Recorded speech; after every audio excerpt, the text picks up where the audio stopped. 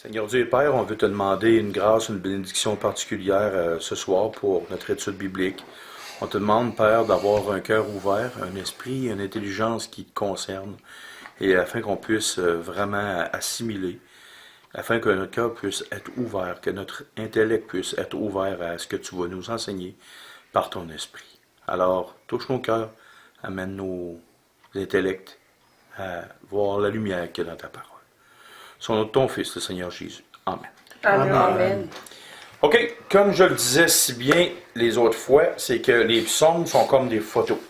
C'est comme si on prendrait une photo et puis quelqu'un expliquerait une scène de ce qui s'est passé ce soir-là. Bon, il y a eu des fleurs, il y a eu un gâteau, il y a eu ci, il y a eu ça. Donc, le psaume 55, c'est comme une espèce de photo.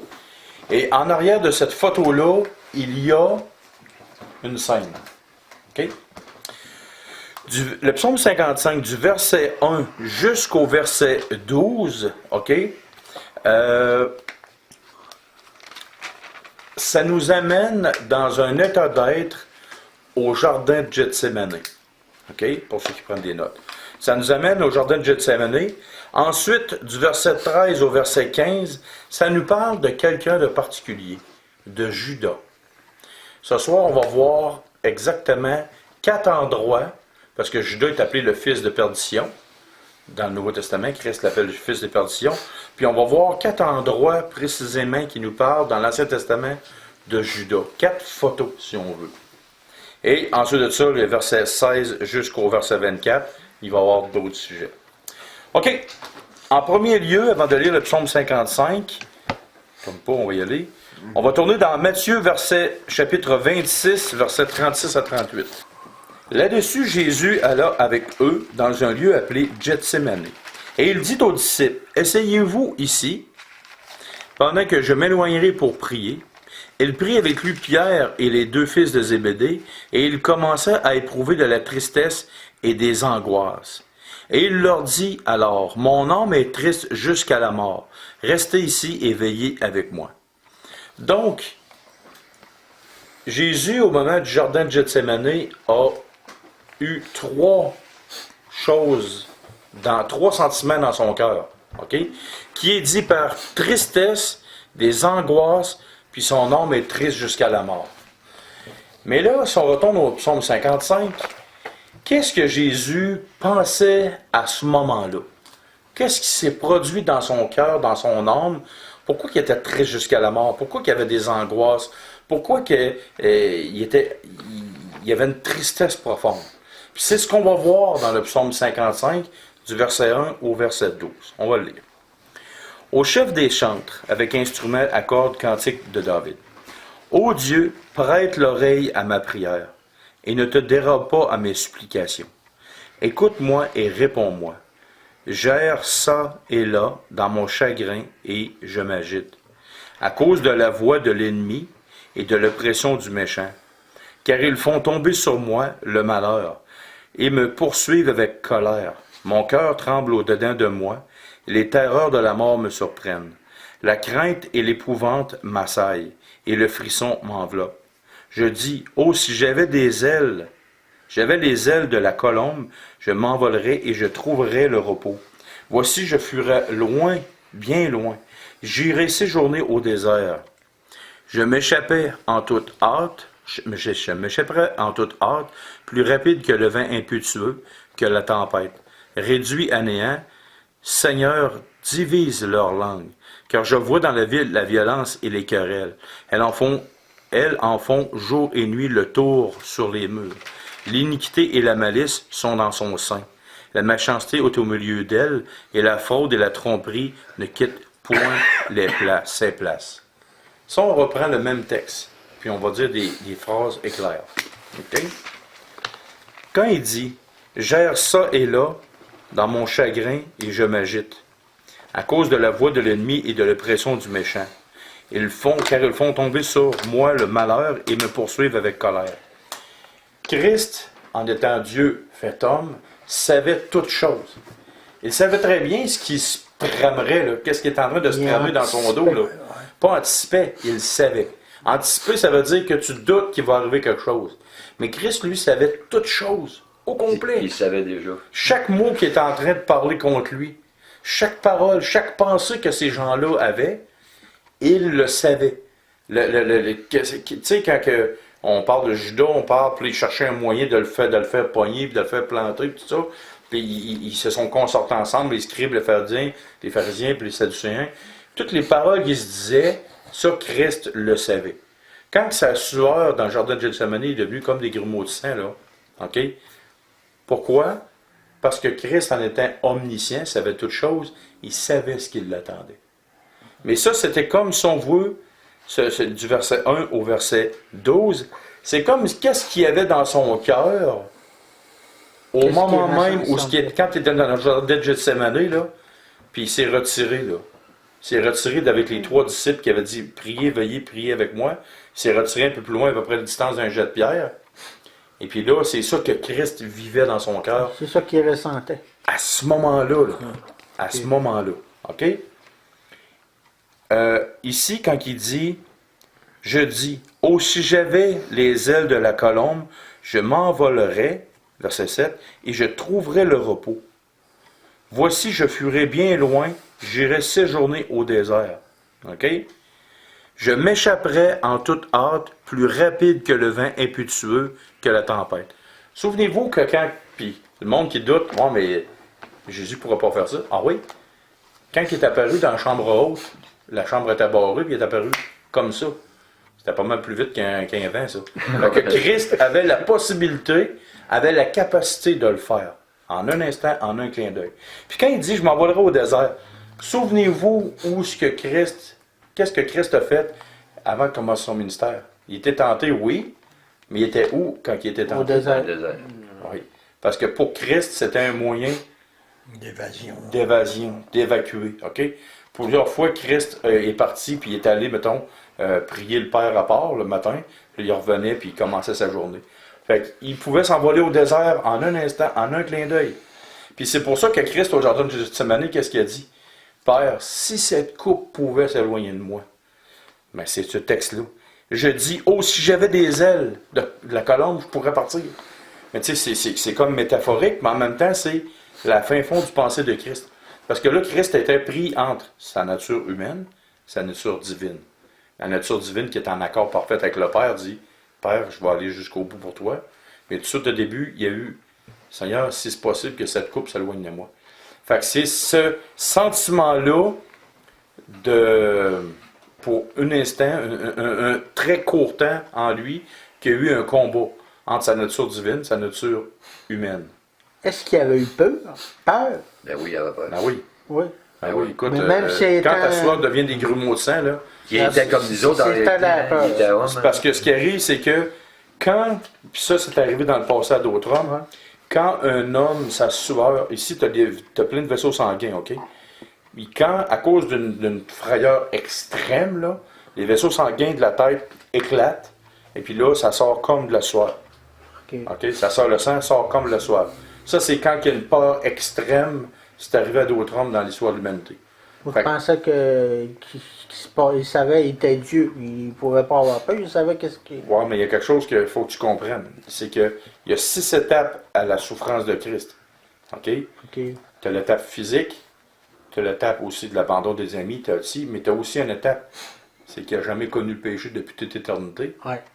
Puis il savait ce qui s'en est sur lui. Là. Lui, il savait tout le poids du péché. Nous, on commet le péché, on est traumatisé, on a comme une crainte de ça. Mais en réalité, lui, il n'a jamais commis de quoi. Là. Maintenant, toi, demain matin, là, tu pognes la conscience d'un pédophile qui a violé 50 enfants, là, puis je te le mets sur toi, cette conscience-là. Tu vas virer fou. Mais imagine-toi les péchés du monde entier, là, complet. Tu reçois ça, toute la culpabilité du monde entier, depuis Adam et Ève jusqu'au dernier homme coupable sur Terre, là, plus loin que nous autres. Là, tu prends ça et tu mets ça directement sur une personne, mais qui n'a jamais commis de mal. Fait que là, tu te retrouves là. C'est même le prisonnier, à l'heure de sa mort, quand il sait qu'il n'y a plus rien à faire, là, je serais curieux de voir ce que c'est qu'il peut avoir comme angoisse, puis dans leur esprit, savoir que là, c'est fini, là, il meurt. Là. À tous les condamnés à mort, tous les gars qui savent qu'ils vont mourir, mon grand-père, moi, quand il est mort, les mains, ils ont croché là, à la dernière seconde. Ils ont croché, puis ça tenait, puis il avait peur, puis il avait peur, il avait peur, même. Le morceau a lâché, là, c'est sûr, là. Mais ceux qui n'ont pas d'espérance, pas d'espoir, là, puis qui savent qu'ils vont rencontrer Dieu, là. OK. Maintenant, fait que là, on voit ce qui s'est passé dans le cœur de Christ. Mais là, maintenant, du verset 13 au verset 15, et on va le voir aussi 4 autres endroits, à part de 3 autres endroits à part de celui-là. Là, on a vu ce qui s'est passé dans le cœur de Christ au jardin de Gethsémani. Mais là, on va le voir comme une autre photo, une autre séquence. Qu'est-ce qui s'est passé avec Judas? OK? En premier, on va aller lire Matthieu 26, mais le verset 48 à 50. Celui qui le livrait, on sait très bien, on peut lire à partir du verset 47. Là. Comme il parlait encore, voici Judas, l'un des 12 arriva, et avec lui une foule nombreuse, armée d'épées et de bâtons, envoyée par les principaux sacrificateurs et par les anciens du peuple. Celui qui le livrait leur avait donné ce signe. Celui à qui je donnerai un baiser, c'est lui, saisissez-le. Aussitôt, s'approchant de Jésus, il dit, salut, Rabbi. Et il lui donna un baiser. Jésus lui dit, mon ami, ce que tu es venu faire, fais-le. Alors ces gens s'avancèrent, mirent la main sur Jésus et le saisirent. OK? Quand le terme salut, Rabbi, là, le terme en français est comme mal amené, mais c'est Ker Rabbi. Quand il dit salut, Rabbi, Rabbi ça veut dire maître, salut, nous autres on dit salut, mais le terme grec, c'est Ker, ça veut dire maître, sois content de ce que je suis en train de te faire. OK? Ah ouais. Aïe, aïe. Aïe, aïe. Wow. C'est comme Judas, il vient voir, là. C'est comme si moi, là, Norbert, là, je te dis, là, tu sais ce qui s'en vient, hein? Ben, sois content, mon Norbert, de ce que je m'en vais te faire crucifier sur la croix. C'est exactement pas ça. à peu près. C'est un insulte total. Puis là, Jésus l'appelle mon ami. C'est pas comme l'expression, nous, en français, hey, salut mon ami, c'est pas juste un. Non, tu vas voir. Regardons le psaume 55, C'est plus profond. Non, c'est quoi? versets 13 à 15. Et là, ça parle de Jésus. Après qu'il y a eu le cœur de Christ qui était comme vraiment travaillé, là, Judas rentre en ligne de compte. Là, c'est la pensée de Christ concernant Judas. Ce n'est pas un ennemi qui m'outrage. Pourquoi vous pensez l'outrage? Parce que ça veut dire Ker Rabbi. Maître, sois content de ce que je te fais. OK? Ce n'est pas un ennemi qui m'outrage. Je le supporterai. Ce n'est pas un adversaire qui s'élève contre moi. Je me cacherai devant lui. C'est toi que j'estimais mon égal. Toi, mon confident et mon ami. Ensemble, nous vivions dans une douce intimité. Nous allions avec la foule à la maison de Dieu. As-tu pensé? C'est ce que Jésus pensait de Judas. C'était son égal, il le considérait comme son égal. Jésus considérait Judas comme son égal. Pourtant, il est Dieu fait homme. OK? Ça, c'est la première mention du cœur de Jésus par rapport à Judas. OK? Quand il dit dans le Nouveau Testament, mon ami, ce que tu es venu faire, fais-le. C'est pas juste un terme, C'est plus profond que ça. c'est vraiment une amitié profonde que Jésus avait envers Judas. On va le voir un autre aspect maintenant. Le verset 6. Jean chapitre 12, verset 6. Il disait cela, non qu'il se mettait en peine des pauvres, mais parce qu'il était voleur, et que tenant la bourse, il prenait ce qu'on y mettait. Mais c'est Judas. OK? Là, il parle de Judas. C'est Judas qui avait l'argent du groupe. Il était le trésorier, autrement dit. Il était le trésorier de la petite église, si tu veux, de la petite assemblée. Ouais. C'était pas encore l'église, mais de la petite réunion, de la petite assemblée, OK? C'était le trésorier Judas. Comme nous, Linda, à l'assemblée, on y confie quoi? Il faut y faire confiance, pas à peu près. C'est elle qui a l'argent chez eux. C'est une très, très, très grande confiance qu'on lui donne, puis qu'on l'apprécie beaucoup. On ne confierait pas ça à n'importe qui, l'argent, OK? À cause de beaucoup de choses. Bon, puis on sait que Linda, vraiment, ça coche. Fait qu'on lui fait vraiment confiance, on l'apprécie vraiment, puis il ne faudra pas qu'elle trahisse notre confiance, parce que ça serait fini d'un coup. Maintenant, on sait que Judas avait la bourse entre les mains. On va aller voir le psaume 41, verset 10. Ça, c'est une autre photo concernant Judas. OK? Celui-là même avec qui j'étais en paix, qui avait ma confiance et qui mangeait mon pain, lève le talon contre moi. OK? Ça, c'est une autre photo de Judas. Christ avait une confiance en lui. Pourtant, il savait, avant même qu'il choisisse, il savait très bien que Judas allait le trahir. Et Christ a décidé par choix, par amour profond envers l'être humain, de lui faire confiance jusqu'à un point tel de manger son pain avec lui, puis de lui confier l'argent de la bourse. OK? Un autre aspect maintenant. On va tourner dans Actes chapitre 1, versets 15 à 23. En ce jour-là, Pierre se leva au milieu des frères. Le nombre de personnes réunies étant d'environ 120. Et il dit, « Hommes frères, il fallait que s'accomplisse ce que le Saint-Esprit, dans l'Écriture, a annoncé d'avance par la bouche de David, au sujet de Judas, qui a été le guide de ceux qui ont saisi Jésus. Il était compté parmi nous, et il avait part au même ministère. Cet homme ayant acquis un champ avec le salaire du crime, est tombé, s'est rompu par le milieu du corps, et toutes ses entrailles se sont répandues. La chose a été si connue de tous les habitants de Jérusalem que ce champ a été appelé dans leur langue Akel-Dama, c'est-à-dire champ du sang. Or, il est écrit dans le livre des psaumes que sa demeure devienne déserte et que personne ne l'habite, et qu'un autre prenne sa charge. Il faut donc que parmi ceux qui ont été accompagnés tout le temps que le Seigneur Jésus a vécu avec vous, il y a eu depuis le baptême de Jean, puis là, il continue. Mais là, on va aller lire dans le psaume, justement, qui parle, quand l'apôtre Pierre a parlé, il a cité un psaume, une partie du psaume. On a appris aussi que Judas, quand il a été pendu, ça y a fendu de haut jusqu'en bas ici, où l'estomac, puis toute la panse y est sortie, les intestins, le corps, tout a sorti. Quand Judas s'est fait pendre, puis d'habitude, ça n'arrive pas de même. Mais là, Dieu s'est organisé pour que ça arrive. OK?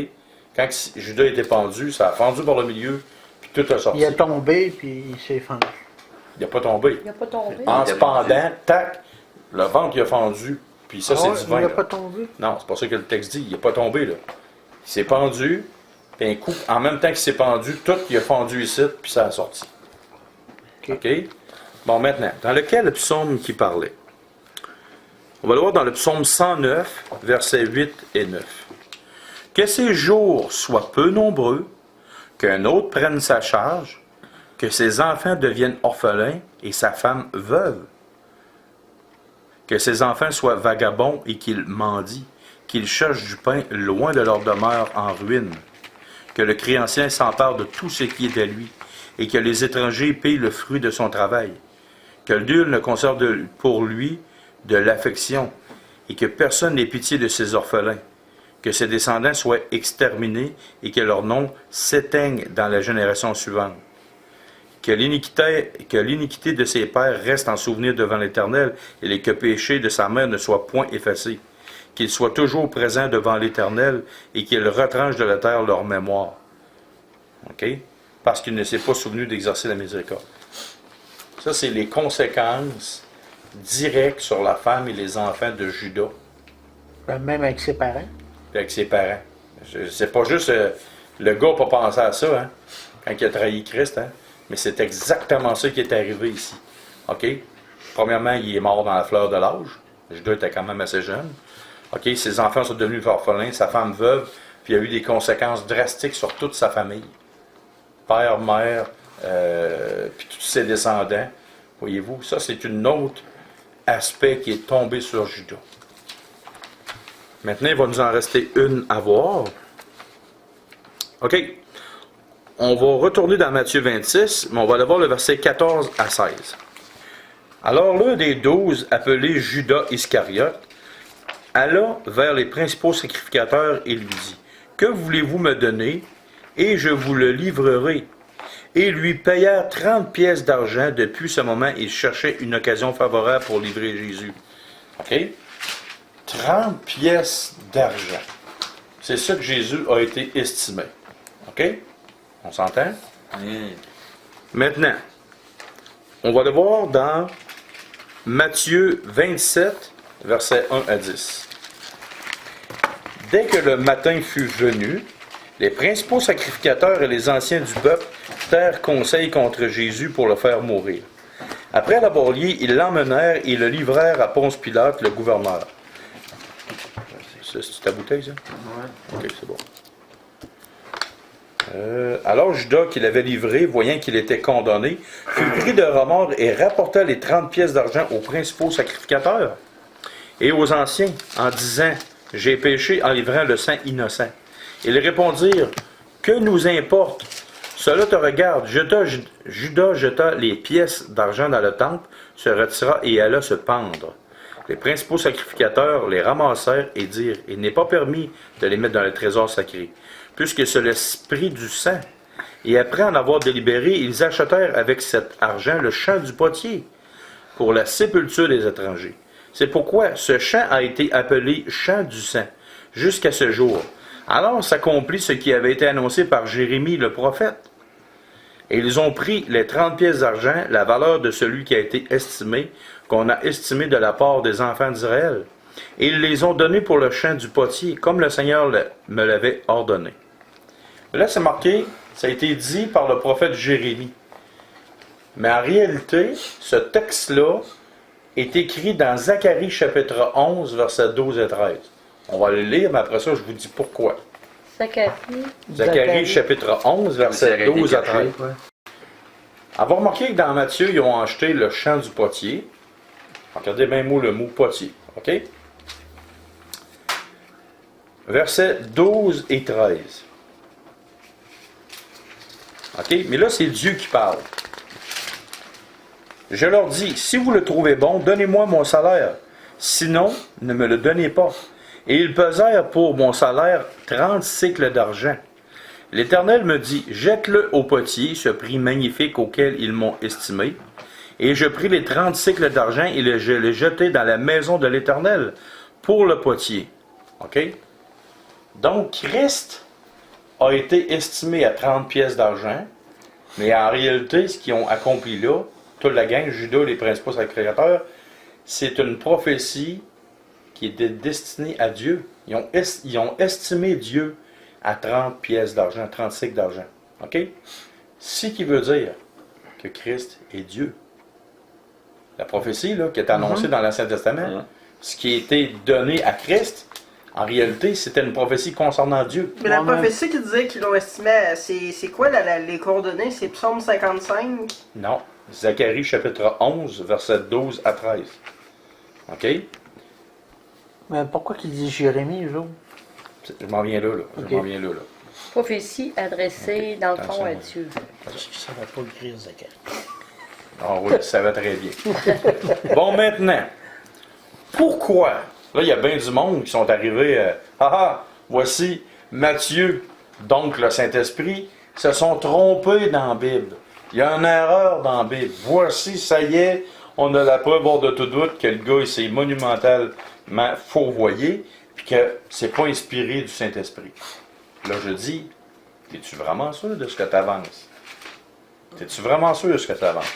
Dieu a l'art et la manière, et particulièrement d'amener dans un texte biblique, des fois, deux messages dans le même verset.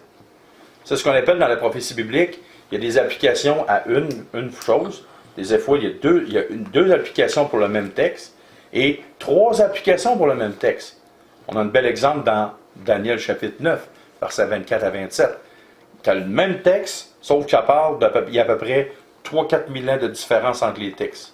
OK? Et pourtant, c'est les mêmes deux versets, même verset 1,5 verset, mais sur trois événements particuliers qui sont même pas, sont à des années, des siècles de différence. OK?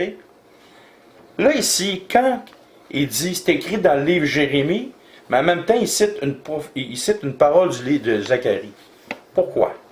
On va le voir dans Jérémie chapitre 18. Vous allez voir. Qu'est-ce qui est marqué là? Puis tantôt, je t'avais demandé de faire attention au mot potier. OK? Jérémie chapitre 18.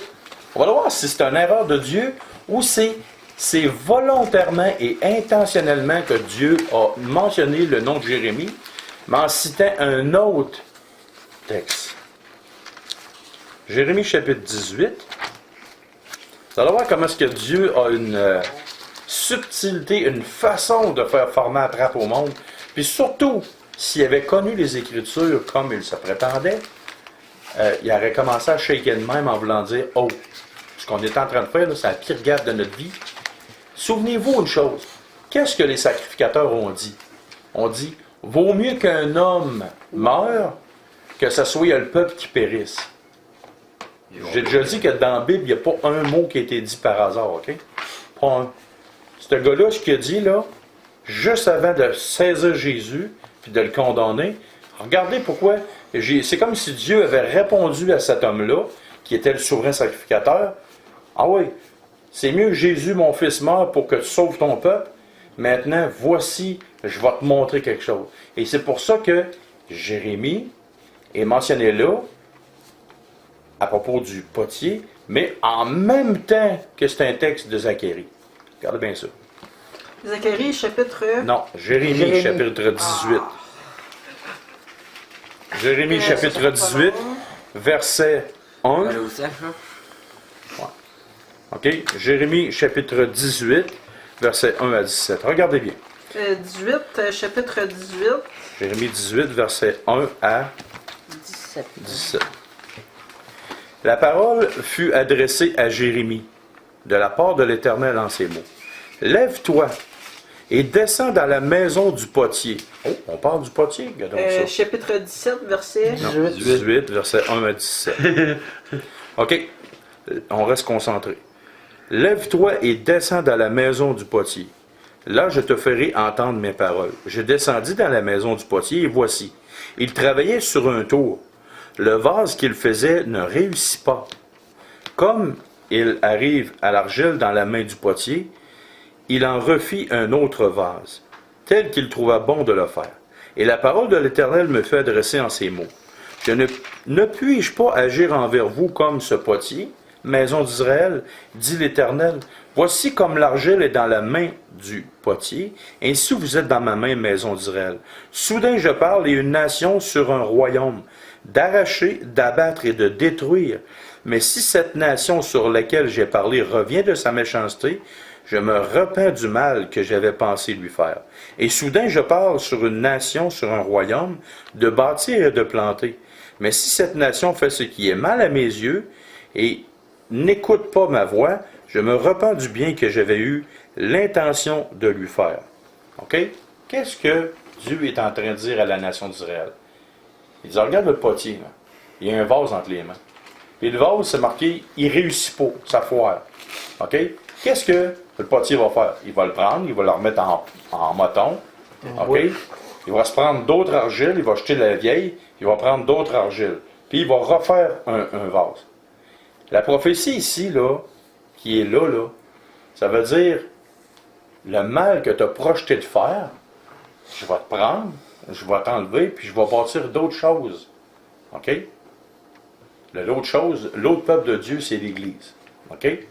Donc, ici, tu as ça. Mais maintenant, on va aller voir le reste. Regardez bien ça. Versets 11 à 17.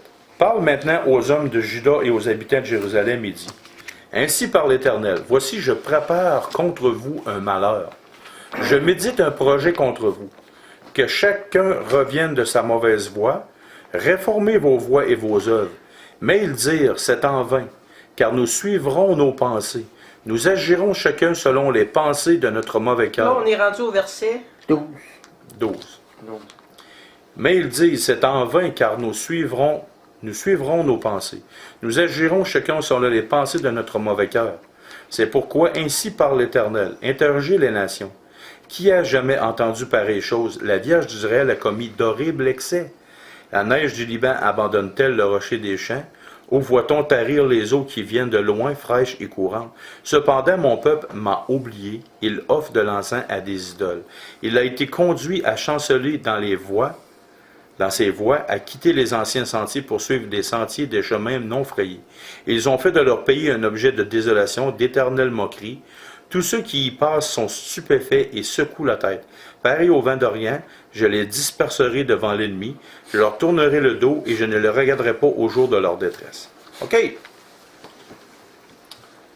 Ici, au début du verset 1 jusqu'au verset 10, Dieu leur dit, prends exemple sur le potier. Qu'est-ce qui se passe avec un potier? Du verset 11, quand ça ne marchera pas, le potier prend un autre, il tasse puis il en remet d'autres. Du verset 11 au verset 17, il est en train de leur dire, écoute, vous n'avez pas voulu changer vos voies, je projette un projet contre vous. Ils vont vous ramasser assez raide. Vous ne créerez pas à ça ce qui va vous arriver. Ça va être une destruction totale et massive. OK? Mais regarde bien maintenant. Du verset 18 jusqu'à la fin, verset 23, on dit que Jérémie est un type, une représentation de Christ. OK? Regardez bien les mots. Et ils ont dit, ça c'est le peuple, contre Jérémie. Venez, complotons contre Jérémie, car la loi ne périra pas faute de sacrificateur, ni le conseil faute de sage, ni la parole faute de prophète. Venez, tuons-le avec la langue, ne prenons pas garde à tous ces discours. Écoutez-moi, Éternel, et entends la voix de mes adversaires. Le mal sera-t-il rendu pour le bien, car ils ont creusé une fosse pour m'ôter la vie.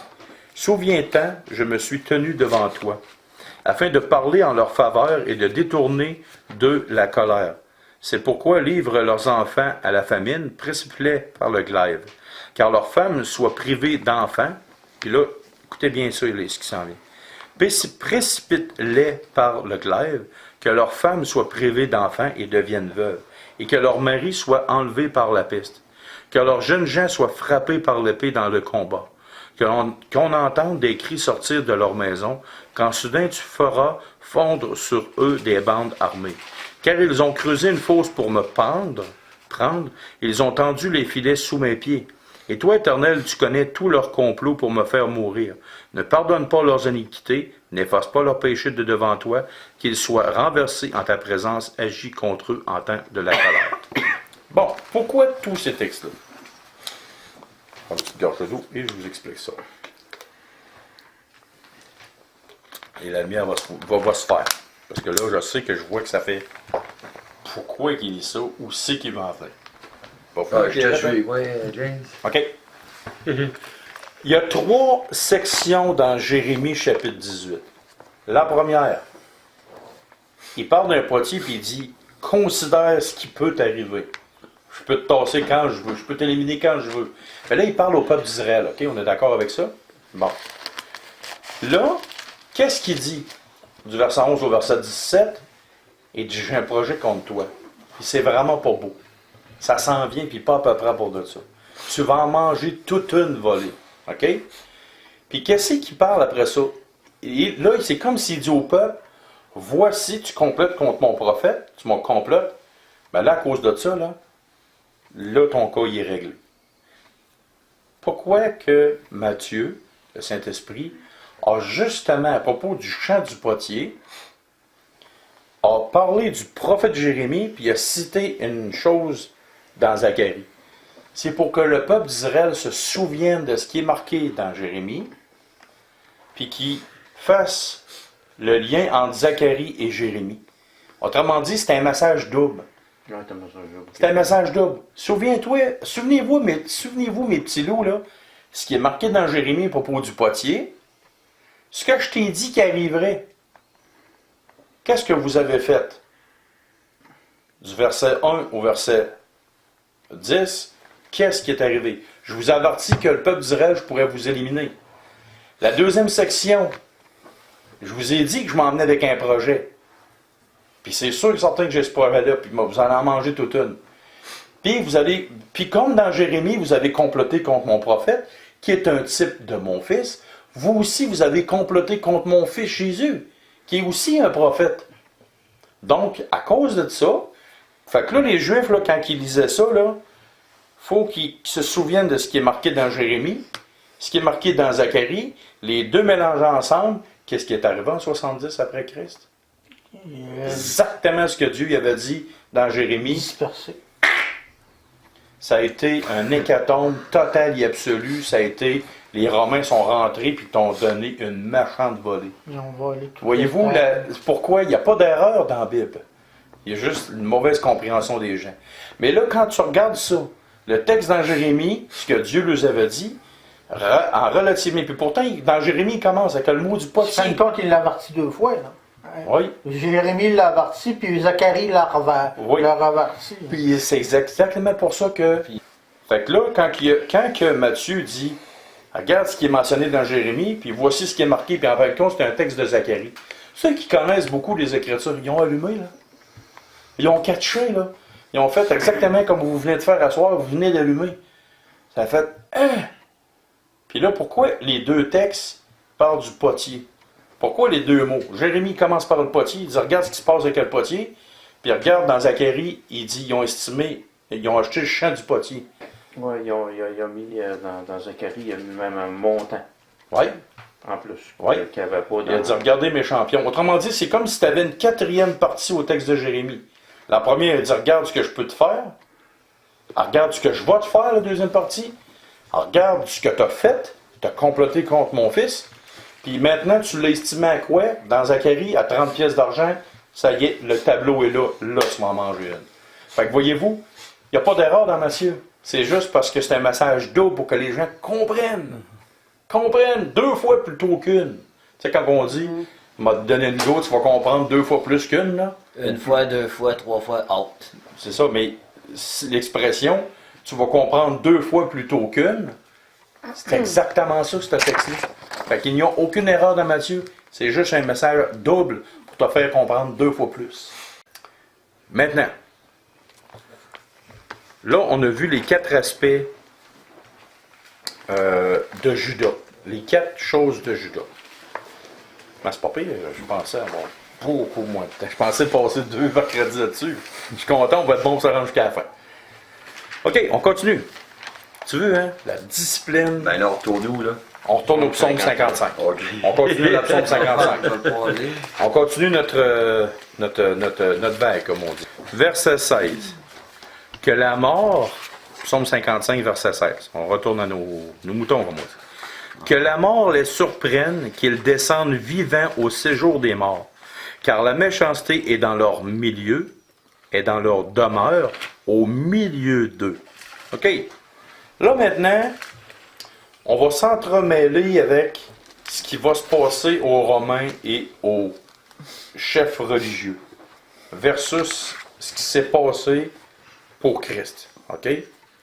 Là, c'est comme si, à cause de ce qu'ils ont fait, c'est comme si là, il y a quelque chose qui va leur être dit à eux. OK? Un coup que la scène, un coup Judas les a trahi Jésus, un coup la foule criait haute, haute, les scribes, les pharisiens, les sadducéens, toute cette gamique religieuse-là.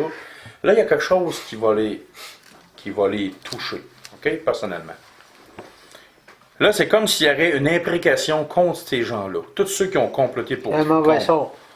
C'est pas un mauvais sort, c'est une annonce. C'est un châtiment. Un châtiment. OK. Que la mort les surprenne, qu'ils descendent vivants au séjour des morts. Car la méchanceté est dans leur demeure au milieu d'eux. Et là, ici, on a un texte, au verset 17. Oui, Romain. Qu'est-ce qu'ils veulent dire par qu'ils descendent, que la mort le surprenne, qu'ils meurent D'un coup, puis qu'ils descendent vivants? il n'y a pas de... Apparemment, selon certains groupes religieux, il n'y a pas de vie après la mort. Juste un anéantissement, une annihilation de la vie après la mort. Hein? On a quelqu'un qui croit ça, hein? Des témoins de Jéhovah qui croient ça. Ouais. Mais qu'est-ce que le texte ici dit? Qu'ils descendent vivants au séjour des morts. Comment tu fais pour descendre vivant s'il n'y a plus rien? Descendre vivant au séjour des morts. OK? Bon, ça c'est une petite parenthèse pour dire à ceux que tu connais qui sont là-dedans encore. OK, on continue. Et moi, je crie à Dieu, ça c'est Christ qui parle. Et moi, je crie, ben c'est pas Christ qui parle directement, mais c'est la profondeur de son cœur. Et là, regardez bien, tu sais, quand je vous dis qu'il n'y a pas un mot qui est écrit là pour le fun. Et moi, je crie à Dieu, et l'Éternel me sauvera. Le soir, le matin, et pas le midi, et à midi. OK? Puis il est mort sur la croix à midi. Je soupire et je gémis, et il entendra ma voix. On va prendre le mot soir. OK? Ok. Jean 18, 3. Judas, donc, ayant pris la cohorte et des huissiers, qu'envoyèrent les principaux sacrificateurs et les pharisiens, virent là avec des lanternes, des flambeaux et des armes. On n'allume pas de lanterne puis de flambeau le jour. On fait ça le soir puis la nuit. OK? Fait que là, Christ, quand ils sont venus, ils gémissaient. il y avait une souffrance dans son cœur, dans son âme. Et là, ils sont venus le soir. OK? Qu'est-ce qui est marqué ici? Le soir. Et moi, je crie à l'Éternel, il me sauvera. Le soir. Là, on est rendu au matin. Le matin. On va aller tourner dans Jean 18, 28. On va aller voir notre fameux prétoire, la place où il y a eu son procès. Jean 18, 28. Ils conduisirent Jésus de chez Caïphe au prétoire. C'était le matin. Ils n'entrèrent point eux-mêmes dans le prétoire afin de ne pas se souiller et de pouvoir manger la part. C'était quand, ça? Le Le soir. matin. Le Le matin. C'est marqué là. Le matin. C'était le matin. Matin. OK? On est d'accord? Et puis là, il nous reste pas le midi, il nous reste à midi. Midi. OK? Christ, il exprimait des choses, c'est marqué « Je soupire et je gémis, et il entendra ma voix ». On va tourner, s'il vous plaît, à Luc, chapitre 23, versets 44 à 46. Et il était déjà environ la 6e heure, et il y eut des ténèbres sur toute la terre jusqu'à la 9e heure. Le soleil s'obscurcit et le voile du temple se déchira par le milieu. Jésus s'écria d'une voix forte, « Père, je remets mon esprit entre tes mains. » Et en disant cela, et en disant ces paroles, il expira. Il y a eu des ténèbres de la 6e heure jusqu'à la 9e heure. Savez-vous c'est quoi la 6e heure? Midi. Ouais. La 6e heure, quand Christ a expiré, « Père, entre tes mains, je remets mon esprit. » Il est mort à midi pile. Pauvre! Parce qu'il y a Quoi, 12 l'autre, heures il y dans avait la 12 journée. heures, il n'y avait pas 24 heures. Il y a 24 Il faut heures. que tu comprennes Avec que des calages les horaires. heures pour les Romains et les heures pour les Juifs ne sont pas pareilles. La 6e heure pour un Juif n'est pas la même 6e heure que pour les Romains. Il y a deux types de chronologie d'heures dans le Nouveau Testament. Ah, il était même dans les heures, il était différent. Il était différent, comme dans les calendriers. Les Juifs, dans le calendrier, sont encore, même aujourd'hui, sont différents du nôtre. OK? Le fêtes, là, sont pas pareils comme les nôtres. Le pensée, les autres sont pas 2016 après Christ. Ils reconnaissent pas Christ. Ils sont 4000 cuecs après Moïse. Comprends-tu? Et Ah. merde. Ils sont dans leur tête. Comme les Chinois, ils ont un calendrier, comme. Puis dans ce temps-là, les Romains, il y avait 1 heure. Fait que quand c'est marqué ici qu'il a expiré, c'est mort, il est marqué, il est mort à midi. La 6e heure, c'est... À la 6e heure, il a expiré, puis là, À les midi. ténèbres sont venues. À midi à l'heure romaine. Ou à l'heure Juive. juive. Alors, juive. Alors, juive. juive. Avoir Bon, mais marqué. dans l'ancienne Église catholique, il disait pas qu'il était mort à 3 heures de l'après-midi. Non. Ouais, ben, Hein? ils ont dit aussi qu'il y avait eu 2 blancs et un noir comme. Ouais, comme c'est quoi? non, les rois mages. Ouais. Qui a dit dans la Bible qu'il y a eu un noir? Qui a dit dans la Bible qu'il y a eu un blanc? Ben, la seule place où Ah, c'est ça. je vois des droits, c'est dans le livre des Cantiques. Ouais, c'est ça. Cantique C'est la aussi, place. c'est un acte des apôtres Ouais. aussi, l'eunuque de Thyatire. Mais bon, pour pas déraper, voyez-vous, Christ est mort à midi, puis la dernière parole qu'il a dit sur la croix. Qu'est-ce que c'est marqué ici? Et moi, je crie à Dieu, et l'Éternel me sauvera. Le soir, le matin, et à midi. Pas le midi. À midi. C'est là que Christ est mort. À midi. Ça varlope, hein? Je soupire et je gémis, et il entendra ma voix. OK. On va à partir du verset 19. Il me délivrera de la rapproche et me rendra la paix. Car ils sont nombreux contre moi. Dieu entendra et il les humiliera. Lui qui de toute éternité est assis sur son trône. Car il n'y a point en eux de changement. Et ils ne craignent point Dieu. Ils portent la main sur ceux qui étaient en paix avec lui. Ils violent son alliance. Sa bouche est plus douce. Puis là, au verset 22, c'est comme s'il y a un comparatif entre Christ et entre les chefs religieux et les Romains.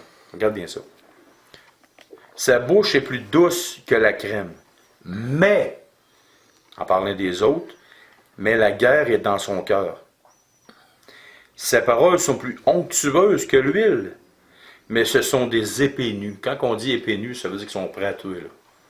Là. Quand on sort l'épée est nue, tu ne sors pas une épée pour chatouiller quelqu'un, là, OK? Tu sors une épée pour enlever la vie, OK? Verset 23. Remets ton sort à l'Éternel et il te soutiendra. Il ne laissera jamais chanceler le juste. On va le voir dans Luc chapitre 23, verset 47. Il ne laissera jamais, c'est pas marqué, il ne laissera jamais chanceler les justes, mais il ne laissera jamais chanceler le juste. Luc 23, 47. Le centenier, voyant ce qui était arrivé, glorifia Dieu et dit, certainement cet homme était juste. Donc vous voyez, même un païen qui, là, il vient d'allumer, là, il vient de catcher avec tout ce qui est ça. Là. Puis lui-même, cet homme-là, glorifiant Dieu, il a dit à Christ, certainement cet homme était juste.